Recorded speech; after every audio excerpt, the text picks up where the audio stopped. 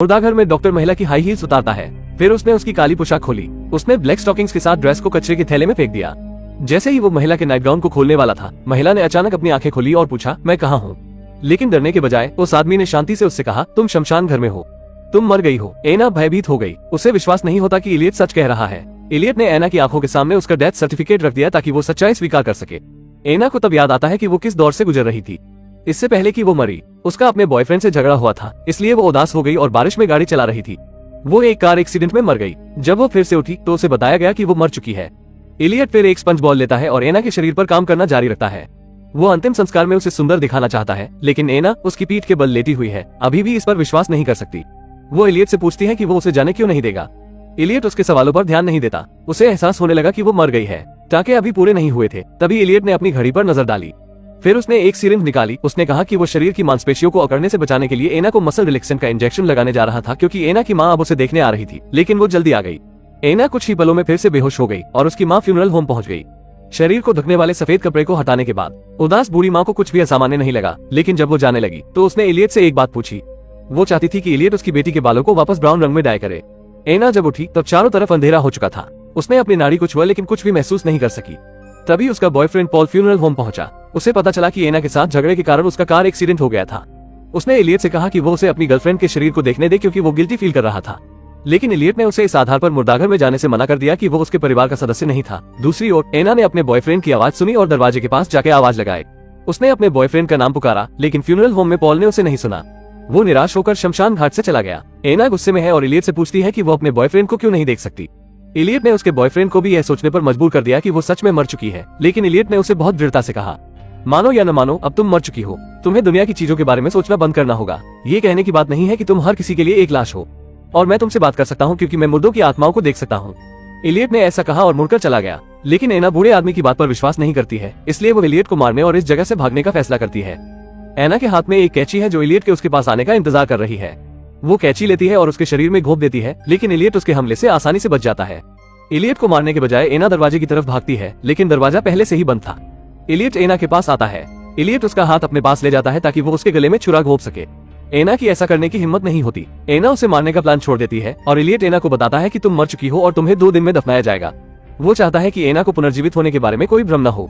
Elliot एना को शांत करने के बाद वो फ्यूनरल होम जाता है और एक बूढ़ी महिला का अंतिम संस्कार करता है। उसी समय एक छोटा लड़का उसके पास आता है। उसने एना की क्लास में एक छात्र होने का दावा किया। उसने सोचा कि यह उसकी शिक्षक एना का अंतिम संस्कार था और वो आखिरी बार आकर उसे देखना चाहता था। लेकिन इलियट ने उसे बताया कि एना का अंतिम संस्कार शुक्रवार को होगा। दूसरी ओर एना अपनी किस्मत को दोष दे रही है। वो गुस्से में है और घर में सब कुछ तोड़ देती है। जब इलियट वापस लौटता है और कमरे में गंदगी देखता है तो उसे लगा कि एना ने इस बात को स्वीकार कर लिया है कि वो मर चुकी है, इसलिए उसने कोट उतारा और घर की सफाई शुरू कर दी। तभी एना धीरे धीरे इलियट के कपड़ों के पास गई और चाबी चुराने की कोशिश की। इलियट फिर कुछ खरीदने के लिए बाहर निकला, लेकिन जब वो पेमेंट करने के लिए कन्वीनियंस स्टोर पर था, उसे पता चला कि उसकी चाबियां गायब है, तो वो तुरंत फ्यूनरल होम जाने लगता है। दूसरी तरफ एना पहले ही मुर्दाघर से बाहर आ चुकी थी। जैसे ही उसने दरवाजा खोला, इलियट की हेडलाइट्स उसको दिखी। एना मुड़ी और दूसरी मंजिल की ओर भागी। वो इलियट के ऑफिस गई और लैंडलाइन पर अपने बॉयफ्रेंड पॉल का नंबर डायल किया, लेकिन इस कमरे में सेल फोन का सिस्टम खराब था। पॉल ने मदद के लिए एक धीमी आवाज सुनी और सोचा कि उसे भ्रम हो रहा है, क्योंकि वो अपनी गर्लफ्रेंड को याद कर रहा था, इसलिए उसने फोन रख दिया। इलियट एना की मदद के लिए कॉल को फेल होते हुए देख रहा था। वो बेफिक्र होकर आया और स्पष्ट कर दिया कि तुम अब मर चुकी हो। इस समय सिर्फ मैं ही तुम्हारी आवाज सुन सकता हूँ। एना अभी भी आधे अधूरे मन से मान गई है, इसलिए इलियट ने शीशे को ढकने वाले कपड़े को हटा दिया। एना आईने के पास गई। जब उसने अपने शरीर को आईने में देखा तो उसने महसूस किया कि उसके शरीर की स्थिति एक मुर्दे की लाश से अलग नहीं है। उसने एना से कहा कि वो मर चुकी है, लेकिन एना ने तब तक उस पर विश्वास नहीं किया जब तक कि इलियट ने दर्पण नहीं दिखाया। एना ने देखा कि वो उस पर विश्वास करने से पहले एक सूखी लाश बन गई थी, लेकिन फिर उसकी एक हरकत ने उस आदमी की अभिव्यक्ति को तुरंत बदल दिया। एना ने नीचे देखा और गहरी सांस ली। शीशे पर पानी की भाप आई। उसकी सांसें गर्म थी। इससे पहले कि वो अपना सिर उठा पाती, इलियट ने अपने रुमाल से धुंध को मिटा दिया, लेकिन ये सब खिड़की के बाहर एक बच्चे ने देख लिया था। अगले दिन एना का बॉयफ्रेंड पॉल उसकी मौत के बारे में आता है। वो एना के स्कूल आया ताकि वो उसका सामान ले जाए। पॉल स्कूल में उस बच्चे से मिला जिसने कल रात एना को देखा था। उसने पॉल को बताया कि उसने कल रात फ्यूनरल होम में एना को देखा था। एना ने उस समय लाल रंग का नाइट गाउन पहना हुआ था। पॉल को पहले लड़के पर विश्वास नहीं हुआ, क्योंकि उसे याद था कि एना ने पहले कभी लाल नाइट गाउन नहीं पहना था। लेकिन जब वो घर जा रहा था, उसने सड़क के किनारे एक खिड़की में एक लाल अंडरवियर देखा। तभी उसे याद आया कि एना के पास बिल्कुल उसी तरह लाल रंग की ड्रेस थी। क्या एना वास्तव में मरी नहीं थी? पॉल फ्यूनरल होम के लिए भागा। इस बार उसने एलियट को नजरअंदाज किया और घर में घुस गया, लेकिन मुर्दाघर का दरवाजा बंद था। वो दरवाजे पर झुक गया और अंदर से एना से जवाब पाने की उम्मीद में दरवाजे पर जोर से धक्का मारा। एना को यकीन हो गया था कि वो अब एक लाश है, यहाँ तक कि अगर वो अपने बॉयफ्रेंड से मिलती तो यह उसके दर्द को और बढ़ाएगा। इसलिए उसने बस हार मान ली और उसे देखने के लिए दरवाजा नहीं खोला। जल्द ही एना का अंतिम संस्कार तय समय पर किया जाएगा। उसने आखिरी बार खुद को देखने के लिए आईने में देखा। एना ने खुद को देखा जो जल्द ही दफन होने वाली थी और आह भरी की एक खूबसूरत महिला को दुर्भाग्य का सामना करना पड़ा। लेकिन तभी उसने शीशे पर गर्म हवा की भाप देखी। क्या पानी की सांस का मतलब यह नहीं है कि वो अब भी सांस ले सकती है? क्या ये उसके जिंदा होने का सबूत है? उसने इलियट को डरावनी नजरों से देखा। क्या वो वास्तव में एक साइकोपैथ किलर है? लेकिन इससे पहले कि एना कुछ कर पाती, इलियट ने जबरदस्ती उसका हाथ पकड़ लिया और एना की गर्दन में सिरिंज घुसा दी।